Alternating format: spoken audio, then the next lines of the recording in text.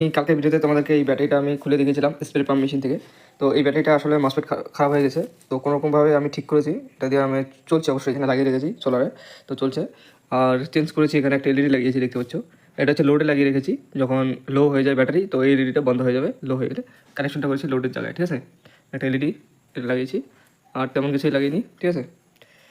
আর ব্যাটারিতে কত ভোল্টেজ রয়েছে দেখতে পাচ্ছ, 12.6। আসলে টিউবলাইটটা জ্বালাচ্ছি, তো টিউবলাইটটা বন্ধ করে দিলে দেখাচ্ছি তোমাদেরকে, বন্ধ করে 12.9, ঠিক আছে। তো আসলে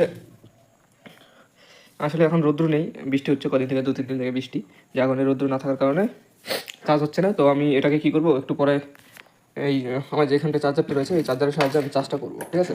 তো এখান থেকে আসলে আমি চার্জারটা দিয়ে চার্জ করবো। ঠিক আছে, চার্জারের রেড এলইডি চলছে, এটা অফ করে দিলে ব্লু কালার এলইডি সবসময় জ্বলতে থাকে। আমি এখানে কানেকশন করে রেখেছি, এটা প্লাগটা লাগিয়ে রেখেছি। তো এটা যতক্ষণ কানেকশন করা থাকে এই ব্লু এলইডিটা জ্বলতেই থাকে, ঠিক আছে। আর চার্জারটা এখানে অন করে দিলে চার্জ হয়। তো ভিডিওটা আজকে পর্যন্তই, বেশি বড় ভিডিও দিলাম না। এরপরে নেক্সট ভিডিওতে আমি তোমাদেরকে আমার সোলার প্যানেলটা দেখাবো, কী অবস্থা রয়েছে সোলার প্যানেলটা। তো টাটা, বাই বাই।